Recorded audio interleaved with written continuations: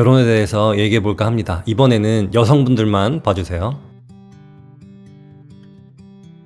지난 영상에 결혼에 대해서 남자분들께 드리는 영상을 올렸더니 이메일이 하나 왔습니다. 희구 작가님, 저는 여잔데 결혼을 하면 하고 말면 마는데 가끔 결혼하고 싶을 때가 있어요. 그런데 잘 모르겠어요.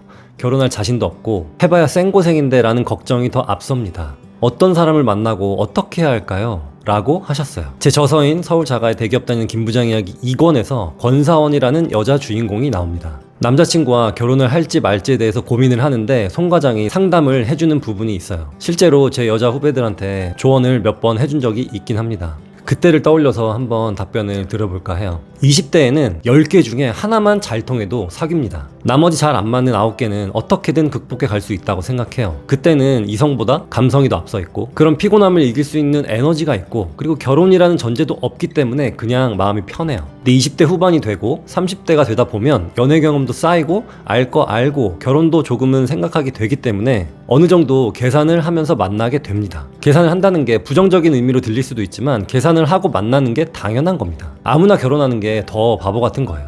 똑같은 외모인데 극단적으로 한 명은 백수고 한 명은 직장 잘 다니고 있어요. 그럼 누구랑 하겠습니까? 당연히 직장 잘 다니는 사람하고 하겠죠. 이렇게 조금씩 나이가 먹다 보면 10개 중에 1개만 안 맞아도 긴가민가해져요. 젊을 때는 하나만 잘 통해도 하하호호 잘 사귀었는데 이제는 안 그래요. 내가 이 잘 안 맞는 1개를 잘 맞춰가면서 연애를 할 수 있을까? 결혼할 나이도 됐는데 이런 걱정부터 앞서게 됩니다.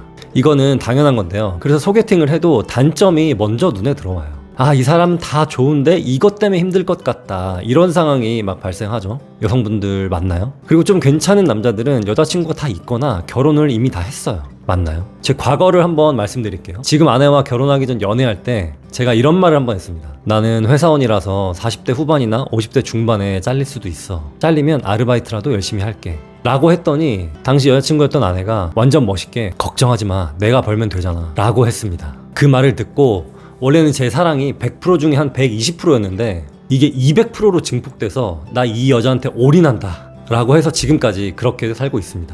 결혼이라는 것은 경제적인 게 중요하게 맞긴 하지만 근데 그건 약간 차순위예요. 아직 젊은데 경제력을 갖추고 있다는 게 어떻게 보면 말이 더 안 되는 거죠. 그래서 가장 중요한 건 뭐라고 생각하시나요? 저는 사람의 인품이 최우선이라고 생각합니다. 여러분들 곁에 있는 지금의 남자친구나 아니면 미래의 남자친구가 소득이 혹시 나보다 낮거나 아니면 남들이 인정해주지 않는 회사를 다니고 있다는 것은 그렇게 중요하지 않다고 봐요. 재벌이나 그리고 연예인들이 이혼하고 소송하는 게 돈이 없어서일까요? 바로 인품, 배려, 상식, 존중 같은 기본적인 미덕이 없기 때문입니다. 예전에는 남자가 더 잘 벌어야 하고 남자가 더 많이 뭐 해와야 되고 그런 관습 같은 게 있었어요. 그런데 지금은 아닙니다.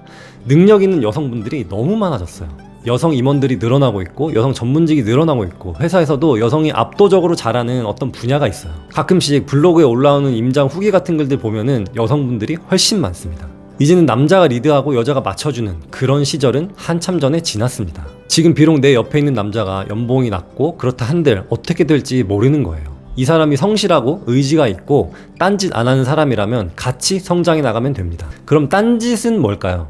대표적인 게 있죠. 술 좋아하는 사람, 주사 있는 사람, 게임에 빠진 사람, 핸드폰 없으면 불안해서 안절부절 못하는 사람, 시간 약속 안 지키는 사람, 사소한 거라도 거짓말 자주 하는 사람, 툭하면 언성 높아지는 사람, 자신감보다는 자만심이 높은 사람, 여자친구보다는 바깥 사람들을 더 챙기는 사람. 어느 정도 느낌이 오시나요?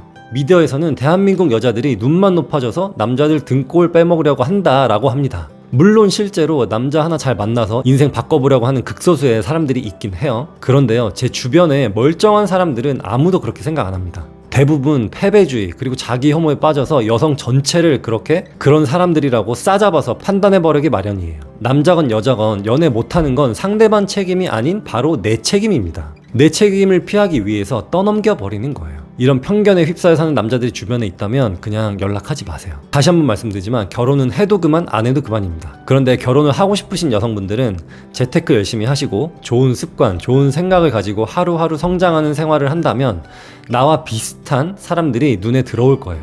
유유상종이라고 끼리끼리 만납니다. 내가 그렇게 살아간다면 주변에서 아 쟤는 저렇게 열심히 사는 친구니까 비슷하게 재테크 관심 많고 성실하고 그러니 소개시켜줘야겠다라고 주변 사람들도 그렇게 생각을 하게 됩니다. 괜히 논팽이 같은 사람이 주변에서 추근덕거리잖아요. 그런 사람들은 그냥 다 인정사정 없이 그냥 잘라내버리세요. 결국에는 여자든 남자든 결혼을 하고 싶으신 분들이라면 좋은 배우자를 찾기 전에 내가 먼저 좋은 사람이 되면 알아서 좋은 인연이 다가온다는 겁니다. 제가 왜 여러분들께 부자가 되면 좋고 부자가 될 수 있다고 말씀드리냐면 단순히 재정적인 여유를 뛰어넘어서 부자가 되는 과정에서 깨닫는 게 너무 많거든요. 독서도 많이 해야 되고 절제도 많이 해야 되고 인내심도 가져야 하고 중요한 순간에 어떤 판단도 해야 되고 용기를 내야 되는 순간들이 모이고 모여서 단단하고 성숙한 나를 만드는 겁니다. 그 과정에서 나랑 비슷한 목표를 가지고 비슷한 습관을 가진 배우자를 만난다면 더 좋겠죠. 그래서 결혼에 대해서 제 개인적인 생각을 답변 드렸는데요. 여러분들 오늘 하루도 꽤 괜찮은 사람이 될 준비가 되셨나요?